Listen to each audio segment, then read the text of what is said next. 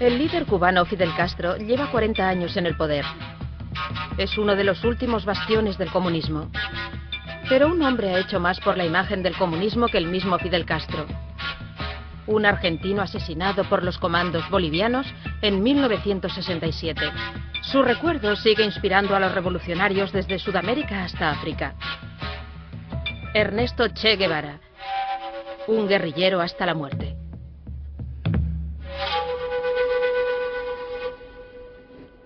Che Guevara, guerrillero hasta el final.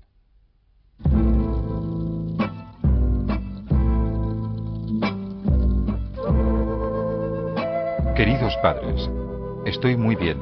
He perdido 2 vidas más, así que aún me quedan otras 5. Sigo con el mismo trabajo. Hay muy pocas oportunidades laborales y siempre será así. Pero sigo creyendo que Dios es argentino. Abrazos, Tete. Esta sencilla carta de un hijo a sus padres les llegó a estos cuando ya sabían que había muerto. Ernesto Che Guevara, un hombre modesto, cuya búsqueda de la justicia social le llevaría a Guatemala, México, Cuba y África, se convirtió en el símbolo de los sueños de cambio de toda una generación. Pero para su familia, solo era Tete. Tete era el sobrenombre que le habían puesto a él cuando recién nació. Le decían Tete. Eso solamente lo sabía el padre y la madre. Entonces ya, cuando leen eso, saben que está vivo. Nacido en 1928 en Buenos Aires, de una familia de acomodados terratenientes, el joven Che Guevara disfrutó de una vida tranquila, a pesar del asma que le atormentaría durante toda su vida. El Che creció en un semillero de discursos políticos. Su madre, Celia, fue la fuente de inspiración política más importante de su vida hasta que conoció a Castro en 1955. Celia era una feminista, socialista radical, que organizó muchas reuniones del movimiento feminista argentino. Le enseñó a leer y a escribir, inspirándole amor por los libros y ansias de aprender que le durarían toda la vida. Practicaba escribiéndole cartas a su familia y a los 7 años le escribió la siguiente carta a su tía. Querida Beatriz, tengo que darte una sorpresa. El día de tu cumpleaños he aprendido a nadar. Besos, Ernestito. El Che se interesó por la política desde muy joven, cuando empezó a seguir la Guerra Civil Española y más tarde criticando a la derecha argentina. Después de matricularse en la Facultad de Medicina, viajó con su motocicleta por Latinoamérica. Encontró un continente sumido en la pobreza, bajo el yugo de Estados Unidos, la CIA y las empresas norteamericanas. Decidió unirse a la lucha de Castro por liberar a Cuba del dictador general Batista. Guevara se unió a los revolucionarios en 1956 en México. Y sus nuevos camaradas empezaron a llamarle Che, amigo para los argentinos. Fue detenido en México por primera vez. Y le escribe una carta muy graciosa que dice: aquí desde mi nueva residencia de Miguel Schultz, que es la cárcel, ¿no? Dice, bueno, se habrán sorprendido un poco, ¿no? Pero bueno, ahora les voy a contar. Ahora les voy a contar. Es decir, a posteriori se enteraba la familia y los tenía siempre así. Pero la familia del Che no tenía ni idea del curso que estaba tomando la vida del joven. Había leído a Marx y a Lenin e impresionó a Castro con su conciencia revolucionaria. Le había entusiasmado la pasión de Castro por liberar a Cuba. A pesar de que ya se había casado y tenía una hija, Hildita, llevaba la revolución en la sangre. Una noche, en noviembre de 1956, 82 guerrilleros abordaron un yate, el Granma. Su misión, derrocar a Batista y poner fin a la dominación de Estados Unidos en Cuba. El 2 de diciembre encallaron durante una tormenta. Era la primera vez que el Che ponía el pie en Cuba. Pero su espíritu revolucionario se vio aplacado por una agotadora marcha a través de los pantanos infestados de mosquitos. Las heridas y el exceso de provisiones fueron ralentizando su marcha.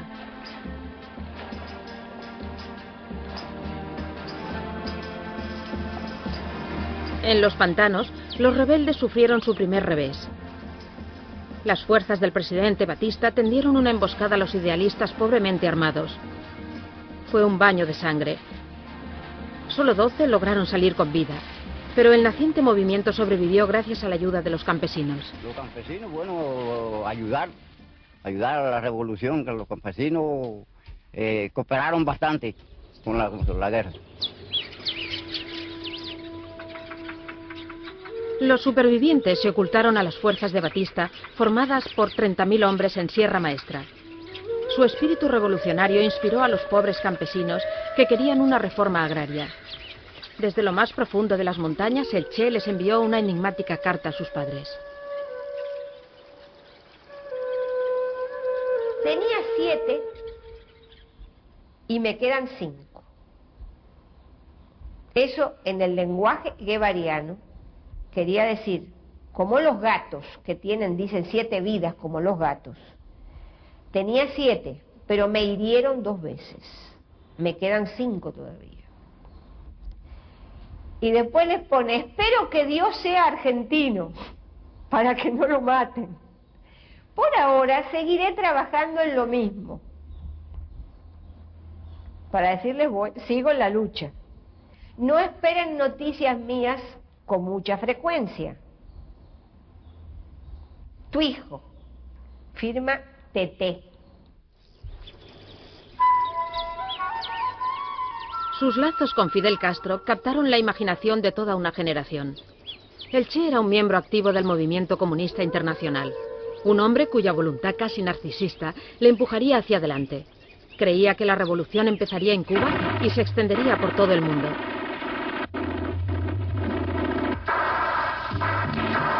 Su reputación como guerrillero invencible fue en aumento, y su asombrosa confianza en sí mismo atraía a todos aquellos que querían unirse a su ejército de campesinos y cambiar el curso de la historia. Preguntó a qué íbamos. Le explicamos que íbamos a luchar por la independencia de Cuba y nos dijo que con qué. Le mostramos un fusilito 22 que teníamos y nos dijo que si nosotros pensábamos que con eso íbamos a derrotar a la tiranía. Y nos mandó para allá, para nuestro pueblo otra vez, a desarmar soldados, que dice que había miles de soldados allí, y que con eso, bueno, nos podríamos realmente dotar de un armamento mucho mejor. Para el Che, la revolución empezó en las montañas. Estableció un programa contra el analfabetismo, abrió consultorios médicos y entrenó a nuevos guerrilleros. Durante todos los meses, ya son 16 los meses que hemos estado en la Sierra Maestra, han venido periodistas de muchas partes del mundo y se han preocupado de la parte, digamos, anecdótica de esta guerra de guerrilla. Hoy aprovecho la oportunidad de la visita de un periodista cubano para dar al pueblo de Cuba el primer saludo que tengo oportunidad de dar. Un pueblo que he decidido defender conociendo solamente a través de la acción y del pensamiento de nuestro jefe Fidel Castro.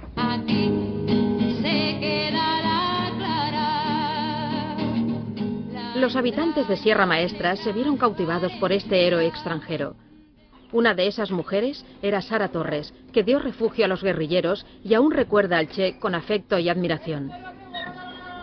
Entonces él llegó a oír a Radio Rebelde, estuvo conversando, oyendo Radio Rebelde, conversando con la tropa allí, con Crescencio y Guerras Mato. Radio Rebelde, nuestros bravos combatientes luchan ya en los llanos bajo el mando de nuestro jefe Fidel Castro. La victoria está cerca. Entonces Guerra Mato me pidió a mí que le hiciera una comida. Entonces yo le dije, dice, sí, hazle una comida, Sara, vamos a hacer una comida. Dijo, no, vamos a hacer. Entonces matamos una gallina y yo me puse, le hice la comida, y cuando tuvo la comida no quería comer, quería irse temprano. Entonces le dije, no, coma, comandante, si siente, queda lugar para llegar de día a donde usted va. Entonces cogió y se puso y comió, conversó allí con la gente, pero nosotros tenemos una gente que no nos gustaba estorbarle a nadie, conversaciones así, no. Pero un día, la joven Sara se atrevió a más. Y yo le pregunté de fresca, digo, oye, ¿usted tiene hijos? Entonces él me dijo, sí, yo tengo una niña, se llama Hildita. Digo, ¿y ella nada más? Dice, esa nada más. Digo, entonces yo le pregunté, ¿y está grande? Dice, sí. ya está grandecita, ya está mayorcita, me dijo él.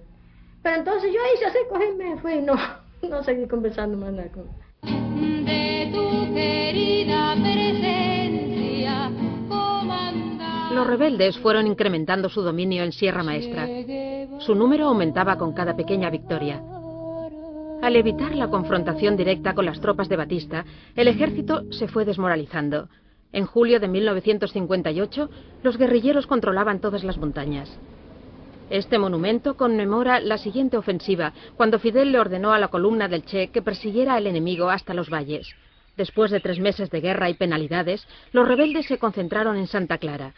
A pesar de que seguía casado, el Che inició una aventura con una guerrillera. Sus compañeros del 26 de julio la mandan al Escambray con el pretexto de llevarle dinero a mi papá. Y sí llevó dinero a mi padre en su tronco, en su cuerpo. Muchos años después yo leí una carta donde mi papá le decía a mi mamá que se acordaba del día que ella había llegado al Escambray con un pantalón tan apretado que al montar el caballo se le había roto. Esas cosas tenía mi papá y mi mamá se molesta mucho con esas cosas todavía, ¿eh? Aleida Marc se convirtió en la segunda esposa de Guevara, con la que tendría 4 hijos. Poco después de Navidad, con solo 300 hombres agotados, el Che invadió Santa Clara. Tomaron la universidad y el edificio del Ministerio de Obras Públicas. Sus sorprendidos habitantes ayudaron a los rebeldes echando gasolina y petróleo desde los tejados a las tropas de Batista. Algunos de ellos siguen recordándolo. Formamos el corre-corre en la casa.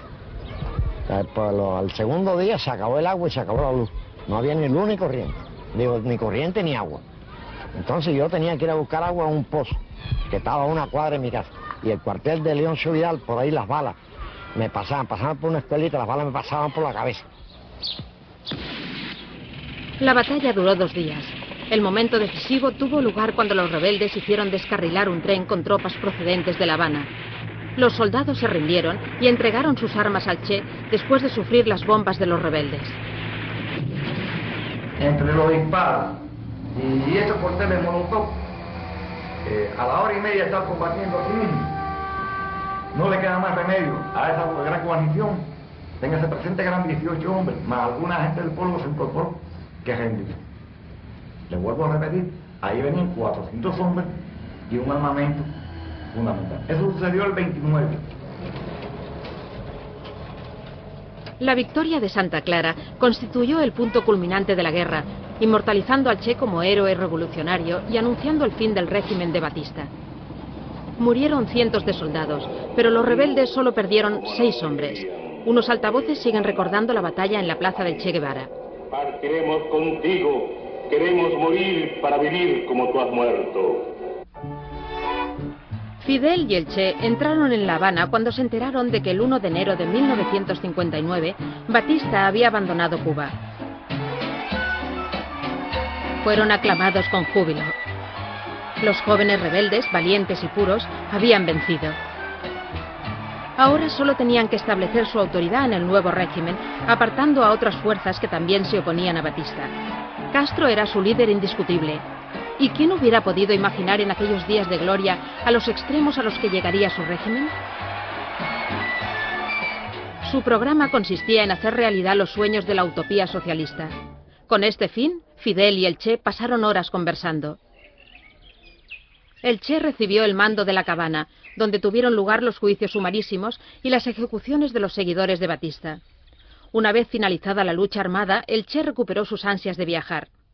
Su padre intentó ayudarle a decidir su futuro. Te estoy hablando en serio. ¿Qué vas a hacer ahora? ¿Te vas a dedicar a la revolución o dentro de la revolución te vas a dedicar a tu medicina? Mira, viejo, le contestó, yo no sé en qué lugar del mundo quedarán mis huesos. Y eso siempre lo tuvo la familia como una espada de Damocles sobre la cabeza. Mientras tanto, el Che consideró que todas las empresas deberían centralizar sus bienes en el Banco Nacional. Era preciso reestructurar la economía cubana. En los billetes de banco aparecía el apodo del Che. Él creía que la revolución solo prosperaría mediante el trabajo duro. Si ustedes me permiten, les voy a empujar un pequeño versículo.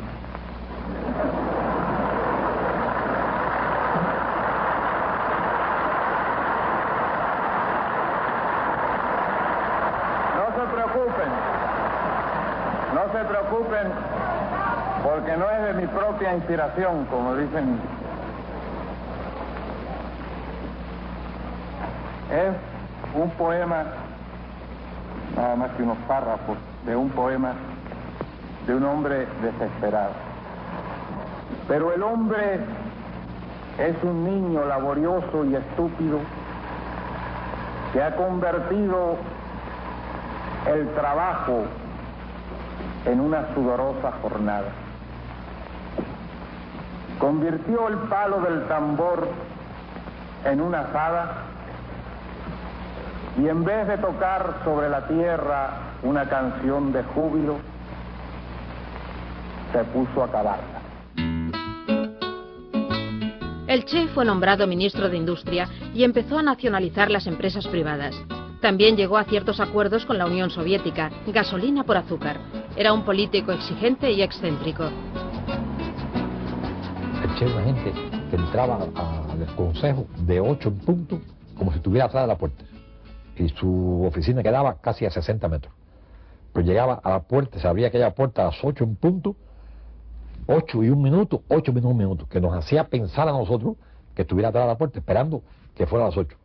Las reuniones exactamente, Che, es una cosa que hay que plantear aquí, duraban 4 horas. Consejo de dirección. Si a las 12 del día, de 8 a 12, empezaba a las 8 en punto y terminaba a las 12, si a las 12 del día usted estuviera diciendo en ese momento lo más importante que se pudiera decir, como por ejemplo, tengo la fórmula de tumbar al imperialismo en 3 días, para nosotros sería eso muy importante. Estoy seguro que Che decía, bien, ese punto vamos a discutirlo en el próximo consejo, pero ya hoy... Bueno. El Che era un ejemplo viviente del trabajo comunitario. Corría de fábrica en fábrica arengando a los obreros, diciéndoles que Cuba podría conseguir cualquier cosa con entusiasmo. El trabajo voluntario es la expresión genuina de la actitud comunista ante el trabajo en una sociedad donde los medios fundamentales de producción son de propiedad social. Es el ejemplo de los hombres que aman la causa de los proletarios y que subordinan a esa causa sus momentos de recreo y de descanso para cumplir abnegadamente con las tareas de la revolución. Pero sus tareas revolucionarias estaban minando su vida familiar. Tenía una cómoda casa, pero nunca estaba en ella, y empezó a dejar abandonada a su esposa. Enemigo de los privilegios, llegó a regañarla por haber ido en un coche oficial al mercado. Su segunda hija, Aleidita, pediatra del Hospital de La Habana, lo recuerda de forma difuminada. Son pequeñas imágenes que me quedan, por ejemplo, de un hombre muy alto, con relación a mi persona, que soy pequeñita, por supuesto, y que me está alando la mano. Si el brazo me lo levanta, el rostro yo no lo recuerdo bien, sé que es mi papá ahora, pero no tengo en la imagen que viene a mi mente definido el rostro de él. Su voz, sin embargo, sí la escucho. Es decir, es una sensación de un hombre que me está diciendo que tengo que portarme bien, que tengo que ayudar a mi mamá, que yo soy la hija mayor. Un poco cómico esto, porque yo apenas tengo 4 años y medio cuando él me está diciendo esas cosas. Aleidita nació en 1960, mientras el Che se encontraba en China, visitando al arquitecto de la Revolución Cultural, Mao Zedong. Era evidente que la revolución siempre estaría en primer lugar. Mi hermano Camilo, ya mucho más grande, cuando pudo leer esa carta, donde él advertía a mi mamá de algunos problemas de conducta que Camilo podría tener, él dice, Camilo dice, coño, ¿me retrató?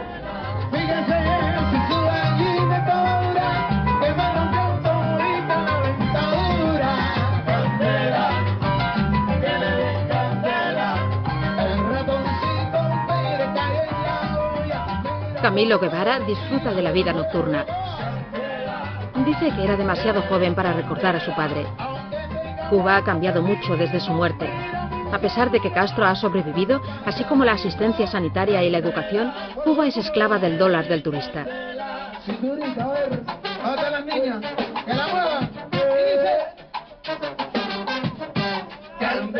Pero en 1965, cuando solo tenía 3 años, el padre de Camilo desapareció misteriosamente de la vida política de Cuba. El Che había querido convertir a Cuba en un país industrializado de la noche a la mañana. Muchas de sus medidas estaban destinadas al fracaso y eso le afectó profundamente. Al cabo de un mes, como no regresó, en industria todo el mundo nos preocupó. Su jefe de despacho ya conocía el hecho que él estaba fuera de aquí, porque le había hecho dedicado un libro que se llama Guerra de Guerrillas.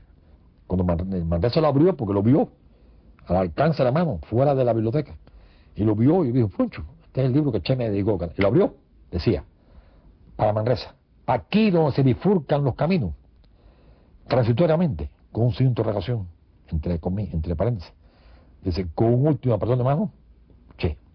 Y ahí es donde él se da cuenta que se bifurcan los caminos, que se van a dividir, él para un lado y él para otro, el Che para otro. Entonces se dio cuenta que el Che se había ido fuera. Para salir discretamente de Cuba, el Che tuvo que fingir ser el doctor Ramón, médico e intérprete. Había seguido la odisea africana, reuniéndose con los movimientos rebeldes de tendencias marxistas por todo el continente. El Che decidió unirse a los guerrilleros en el Congo belga, donde ya se encontraban pilotos anticastristas y mercenarios sudafricanos. Pero cuando el Che llegó con 130 hombres a las orillas del lago Tanganika, en Tanzania, encontró una guerrilla sumida en el caos. Chocamos con hábitos, por ejemplo, a mí que fui responsable en la guerrilla de la logística, tenía que ver con todos los abastecimientos, con la organización de la alimentación, con la organización de los servicios médicos, con todas estas cosas, era una cosa también fuerte. Porque bueno, era difícil poder agrupar a los combatientes para que comieran en colectivo. Además de la anarquía, los cubanos estaban confundidos por las creencias tribales. Y cuando se decía vamos a formar, vamos a combatir, todo el mundo primero tenía que ser inmunizado. Tenía que recibir la dagua, que era realmente el fetiche que le inmunizaba para no morir en el combate. Los hombres del Che no compartían su visión.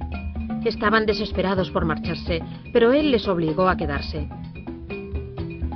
El líder de los guerrilleros africanos, el ahora famoso Laurent Kabila, hizo esperar al Che en las montañas durante varios meses. Cuando por fin los dos se encontraron, Kabila abandonó a los revolucionarios. Los africanos no querían luchar y la moral de los cubanos cayó en picado. Mientras el Che o el doctor Ramón fomentaba la revolución en el Congo, en Cuba corrían los rumores. Que se había vuelto loco, que era un traidor e incluso que había muerto.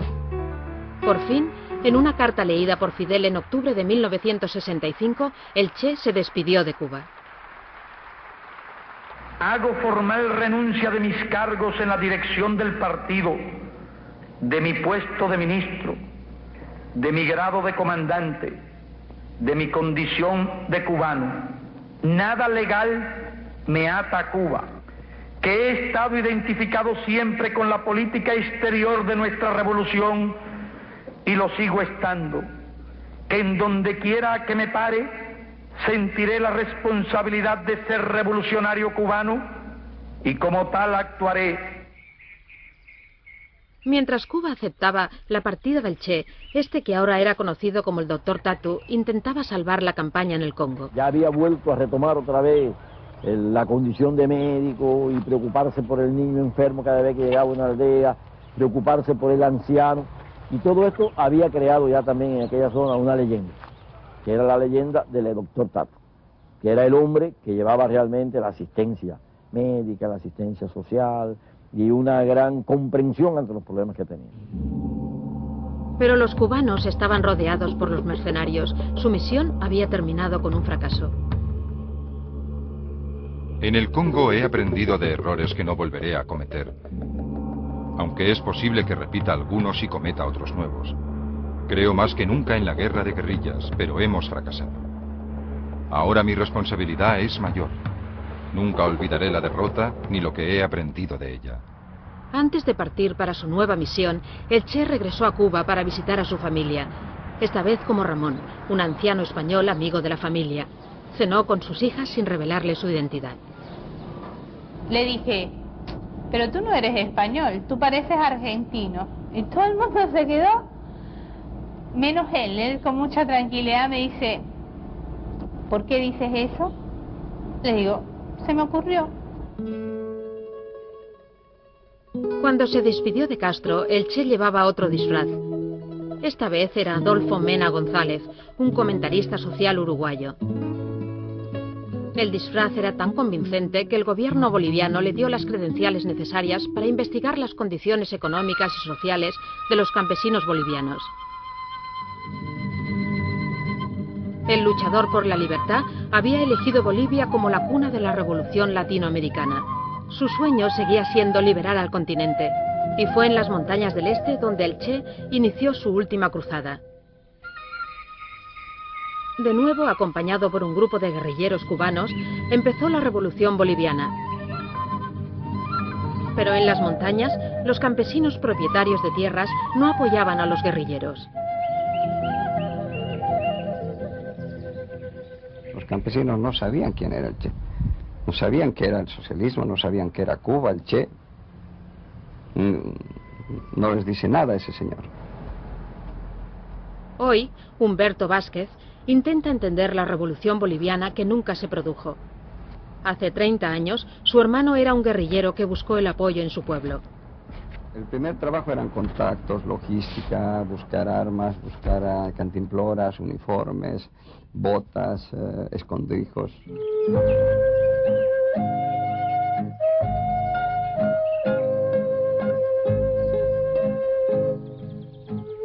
El tiempo se detuvo en el sur de Bolivia, el lugar elegido por el Che para entrenar a sus luchadores por la libertad. En la actualidad, los campesinos siguen viviendo aquí completamente aislados, encerrados en su propio mundo, exactamente igual que cuando llegaron los cubanos. Un viaje de 50 kilómetros es una auténtica aventura que puede durar 2 horas y media.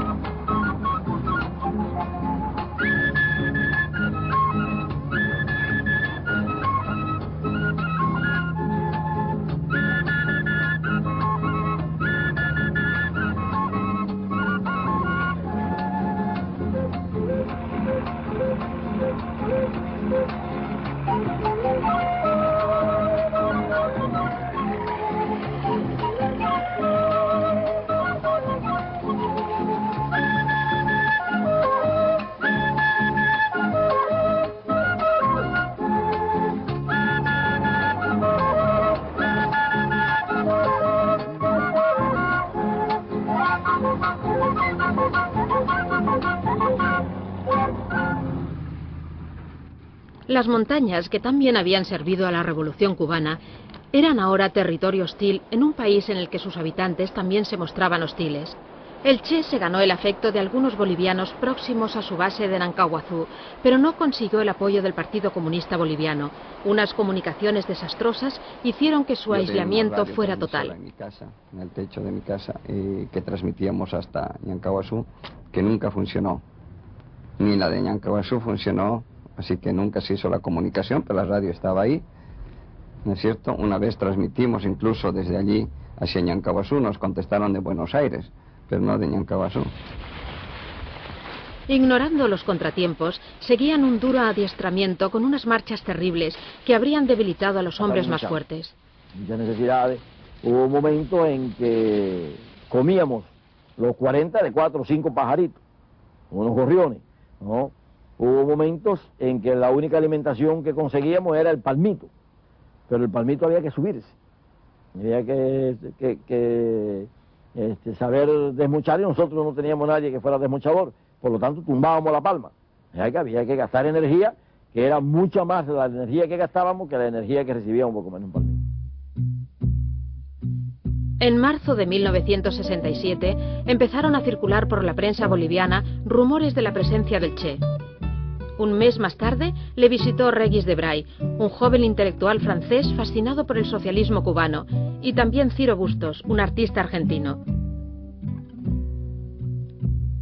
Tras entrevistarse con el Che, fueron capturados por el ejército boliviano. Tuvimos la confirmación con la captura de Regis Debray. Cuando él fue capturado, entonces él argumentó que no era miembro de la guerrilla, que era un simple periodista y que había ido allá para hacer una entrevista con el Che y que había realizado la entrevista y tenía sus notas y todo aquello. Esa fue la confirmación que tuvimos sobre la presencia. Esto fue en el mes de abril. Los militares empezaron a cerrar el cerco. René Barrientos, el presidente de Bolivia, afirmaba que podía controlar la rebelión, pero invitó a los norteamericanos a que entrenaran a sus tropas. En aquel entonces habían dos tendencias dentro de la Agencia Central de Inteligencia diferentes. Había una que decía que Guevara había muerto en África y había otra que decía que estaba vivo. Lo que viene realmente a confirmar que estaba vivo es cuando cae preso Debray y Bustos. Y conociendo la figura de Debray, el mero hecho de lo que él representaba, estar en esa área en Bolivia, viene a confirmar la presencia del Che Guevara. Es entonces que la Agencia Central de Inteligencia crea un mecanismo de ayuda al gobierno boliviano para contrarrestar esta guerrilla.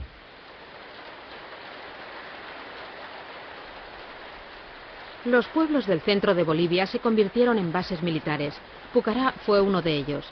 Los hombres del Che habían tendido emboscadas a las unidades del ejército enviadas para capturarles, y algunos campesinos sostienen que la reputación del Che hacía temblar a las Fuerzas Armadas. Buen día. Cuando venían aquí a Pucará generales, coroneles, por averiguar o por investigar, solamente hasta aquí llegaban. Y cuando decía alguien, viene un guerrillero o hay una pequeña noticia, o viene, aunque sea un campesino con su herramienta en el hombro que parecía por los cantos del pueblo, se ponían pálidos y se iban en su coche y media vuelta, no se asomaban más. Tenían temor, les tenían miedo a los guerrilleros.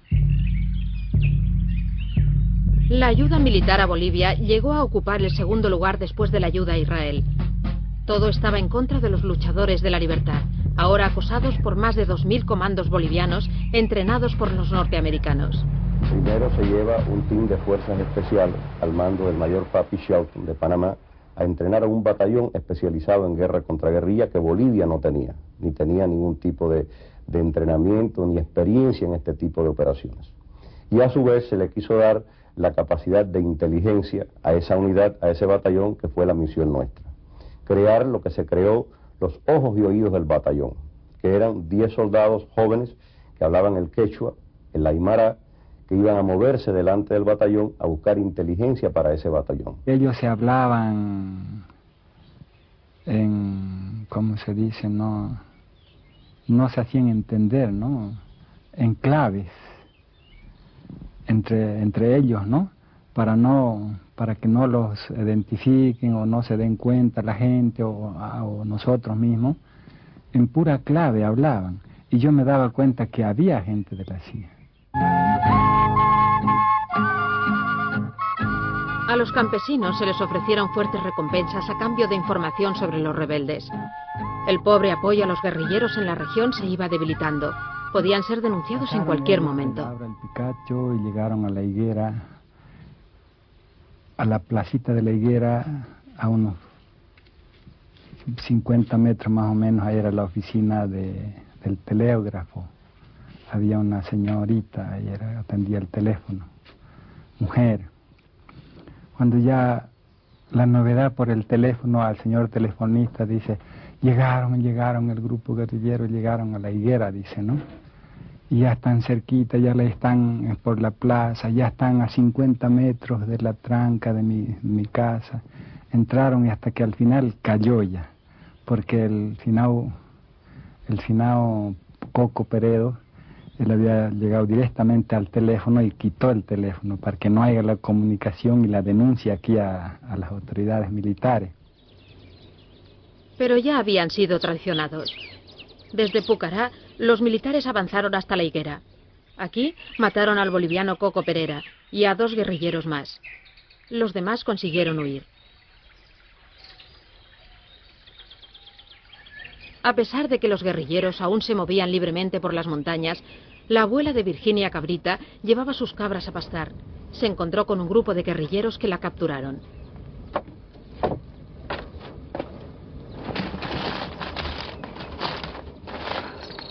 Ella dice que se asustó cuando ya lo topó ahí, medio quiso llorar y después no pudo hablar.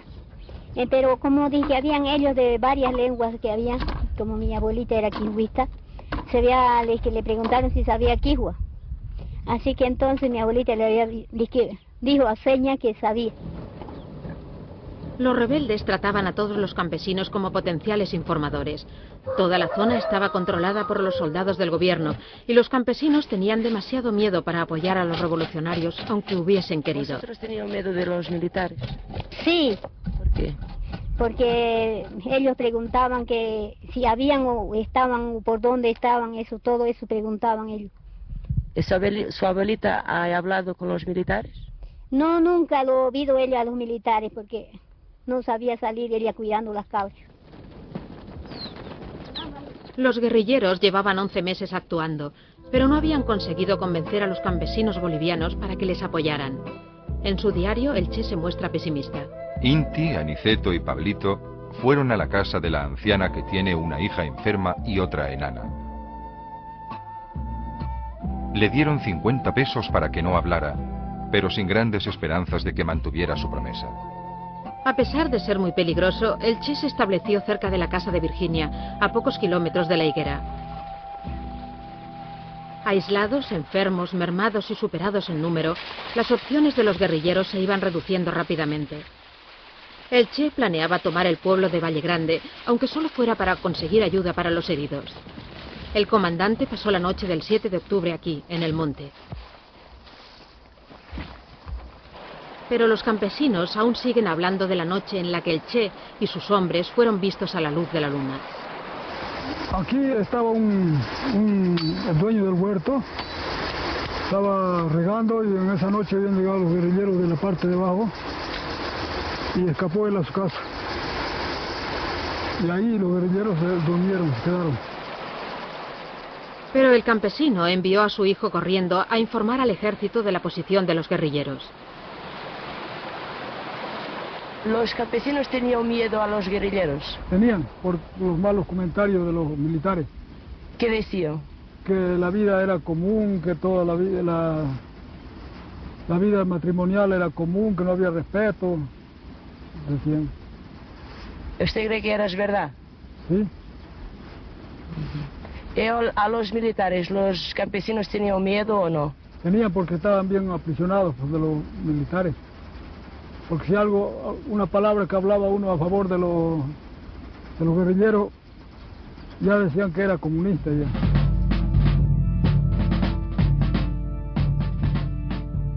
Aquel amanecer, el Che dividió a sus hombres en pequeños grupos para intentar pasar por entre las líneas enemigas, pero cayeron en una emboscada de libro de texto. ¿Dónde ha sido el combate? Aquí, esta parte. ¿De esta parte? Sí. ¿Y dónde estaban los militares? Por acá y allá. ¿Y los guerrilleros? Aquí en el fondo. ¿Dónde venían los guerrilleros? De esta parte de aquí abajo. Y él quiso salir por una chimenea, una falla que había en una de las paredes de la quebrada. Dos soldados lo vieron a él y a otro, vieron a dos hombres subir y esperaron. Y cuando ellos llegaron a la parte superior de la pared, entonces ahí los capturaron. Y me gritaron, yo estaba a unos 15 metros allá, y me gritaron, mi capitán, aquí hay dos. No sabían ellos quiénes eran. En ese momento el Che dijo, no disparen, no disparen, soy el Che Guevara. Entonces lo identificamos, rápidamente comprobé yo de que era verdad su identificación por teníamos un dibujo de bustos, teníamos una cicatriz que él debía tener en la mano, la parte de los senos frontales abultada. Verifiqué todo eso, me convencí que era él. Algunos guerrilleros consiguieron escapar, pero Ernesto Che Guevara, que había sido herido en una pierna, fue capturado y llevado a la higuera. El 8 de octubre de 1967, todo el mundo vio cómo los soldados arrastraban al Che por la calle. Lo tiraron al suelo de tierra de la escuela, donde el ejército intentó interrogarle. ¿Usted ha visto a Che Guevara o no? ¿Cuándo? Cuando lo sacaron al baño, me lo dio. Después de estar herido. Después de estar herido. Lo han sacado y lo han vuelto otra vez y lo han metido a la escuelita. ¿Quién estaba en la escuelita? Todos los militares, los capitanes y tenientes no dejaban entrar ni a los soldados. El ejército utilizó un viejo puesto de comunicaciones para informar a sus superiores de que habían capturado a papá, su código para el Che, padre de los luchadores por la libertad.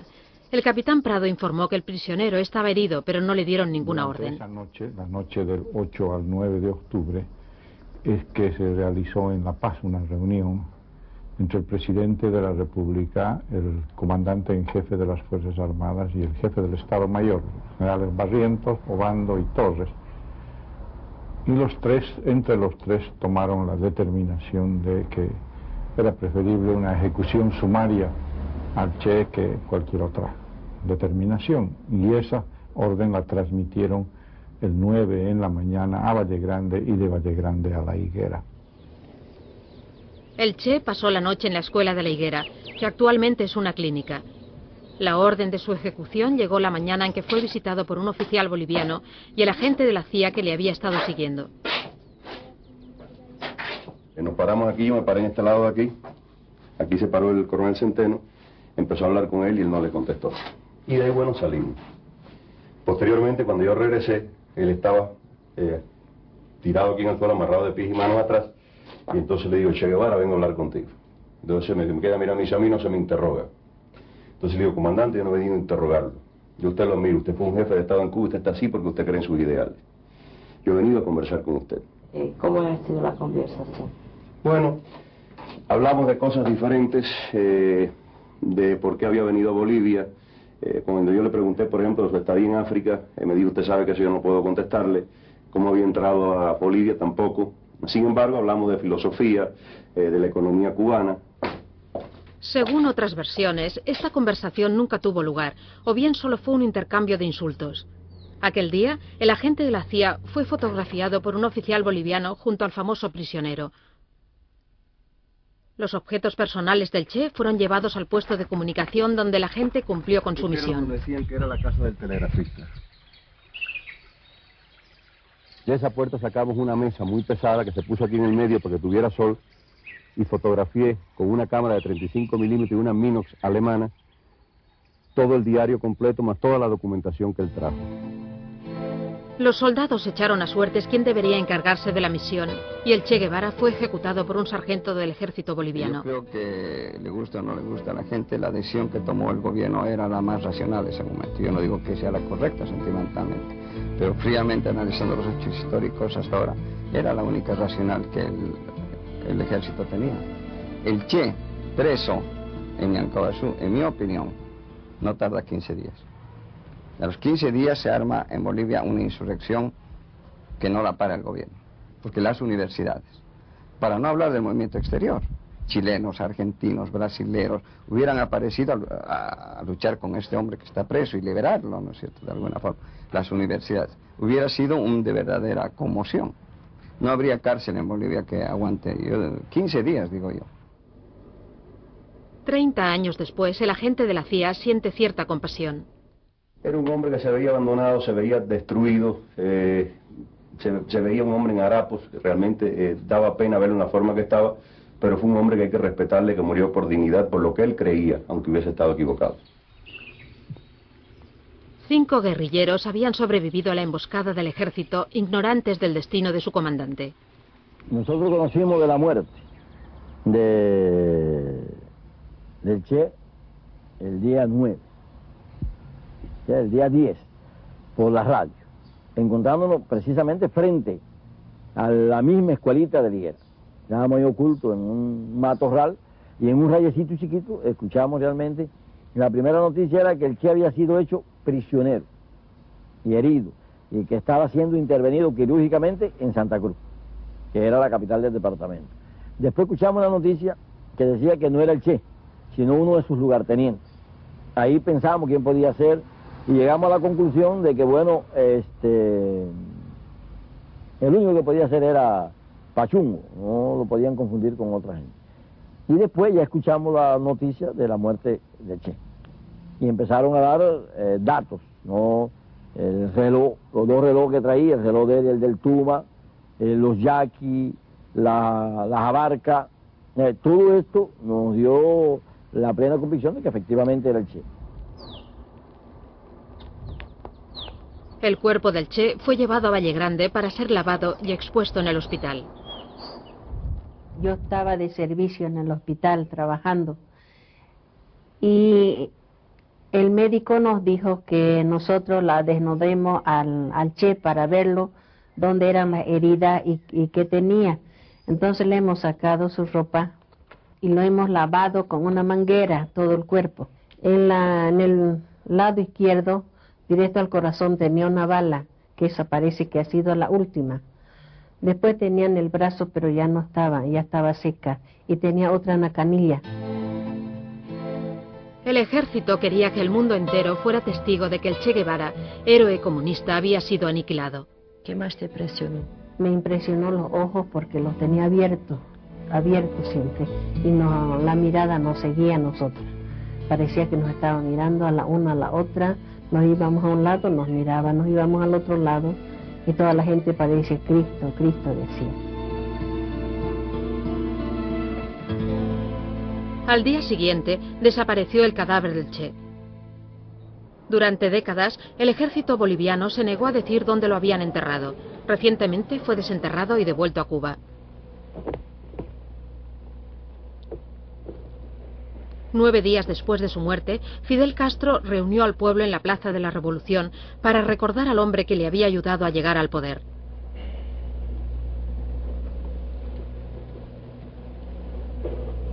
Compañeras y compañeros revolucionarios,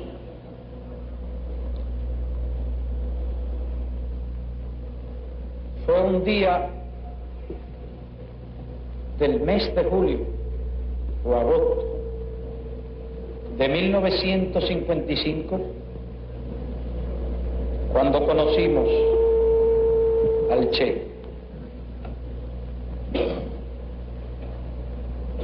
Y en una noche, como él cuenta en sus narraciones, se convirtió en un futuro expedicionario del Granma. Aquella expedición... Castro quería que una imagen del Che presidiera la Plaza de la Revolución. Ni barco. Su muerte ocurrió en vísperas de 1968, cuando la juventud en todo el mundo se rebelaba abiertamente. La foto se la había tomado Alberto Korda 7 años antes, y su espíritu revolucionario cautivó el corazón de toda una generación.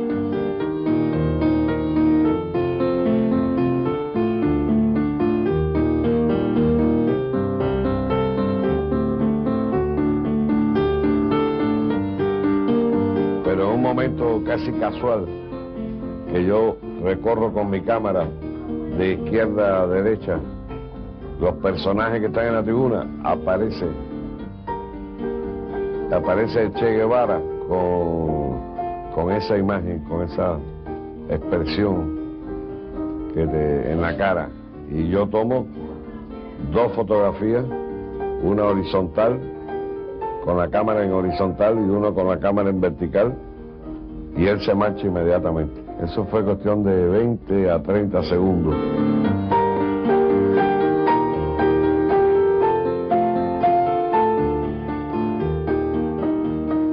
El momento decisivo en la vida de un hombre es cuando se enfrenta a la muerte, había dicho el Che en una ocasión. Con la muerte del Che empezaba su mitificación, un hombre que luchó por sus creencias hasta que las fuerzas se lo permitieron.